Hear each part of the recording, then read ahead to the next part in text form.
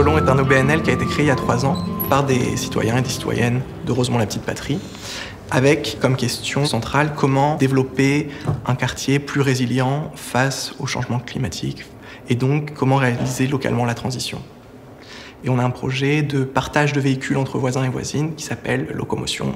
On s'est dit, c'est dommage de devoir prendre une voiture qui est à plusieurs kilomètres ou se déplacer en achetant une voiture, surtout ça qu'on a envie d'éviter, alors qu'on a des voisins et des voisines qui ont des voitures qui sont là 95% du temps, qui sont stationnées, dont ils ne se servent pas. Après, il y a une approche plus globale autour de la mobilité, puisque c'est pas seulement des voitures. Il y a donc à la fois des vélos cargo, des remorques à vélo, des voitures qui appartiennent aux habitants et aux habitantes qui participent à Locomotion. Et donc là, c'est chez François qui accueille un des vélos cargo.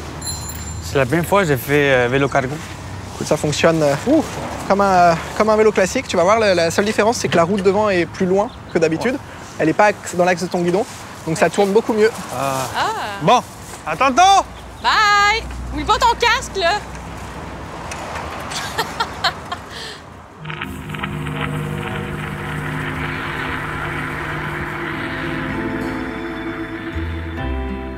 Copenhagen c'est une petite entreprise sociale basée à Copenhague avec notre siège en Amérique du Nord ici à Montréal, à l'Esplanade.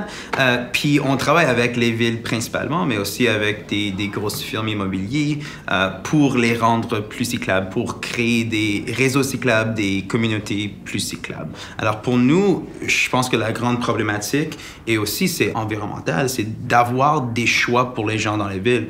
Parce que si on n'a pas des choix, on va juste continuer à utiliser les voitures, on va juste ajouter de GS, puis ça ne nous aide pas dans le futur de nos villes. On a fait quelques projets ici à Montréal. Pour nous, c'était vraiment cool de faire la bonification du réseau cyclable juste ici, en face de notre bureau, à la site Outremont, le nouveau campus 1000. Il y avait plein de contraintes, alors on a fait une réflexion avec eux, puis maintenant, ils ont déjà construit des pistes surélevées, protégées, 2,5 mètres unidirectionnelles à chaque bord de la rue principale, qui est super fun d'utiliser maintenant. Et aussi un nouveau pont piéton-vélo que tu peux utiliser en haut des voies ferrées. Alors, pour nous, c'était vraiment fun d'avoir comme une connexion à un projet super local.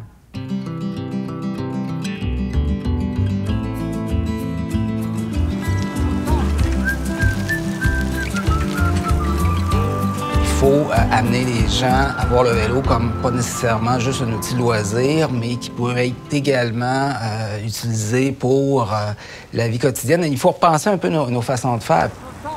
Alors, Granby, évidemment, est au cœur des discussions, puis il y a déjà beaucoup d'initiatives qui se prennent ici là, pour justement amener le réseau cyclable existant en plein centre de la ville, là.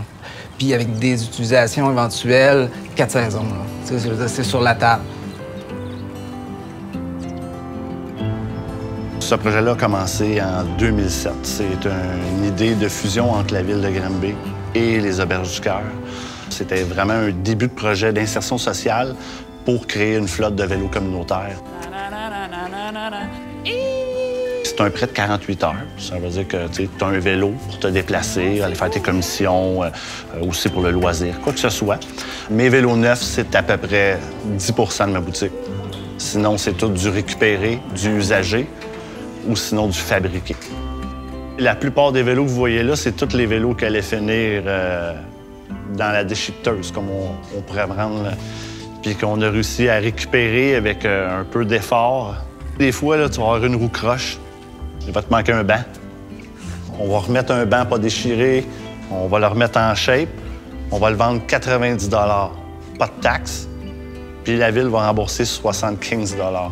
Notre maire a eu une bonne petite idée de lancer ce projet-là de remboursement là, pour encourager le transport écologique, là.